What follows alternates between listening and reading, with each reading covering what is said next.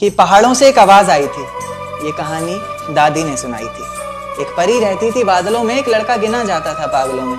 कहता था बादलों से कोई आने वाला है, जमीन पर उतरकर मेरी सांसों में समाने वाला है। उसे बिना देखे इजहार करता हूँ, कहता था मैं उसे खुद से भी ज्यादा प्यार करता हूँ। इतना सब सुनकर परी ने जमीन पर आने की ठानी। माँ ने रोका, बाबा ने समझाया, पर किसी की एक न मानी। रात का वक्त चारों तरफ अंधेरा था, रोशनी के नाम पर बस चांद का बसेरा था। अब चांद से याद आया कि चांद की रोशनी भी तो फीकी पड़ जाएगी जब वो उतरकर मेरी छत पर आएगी।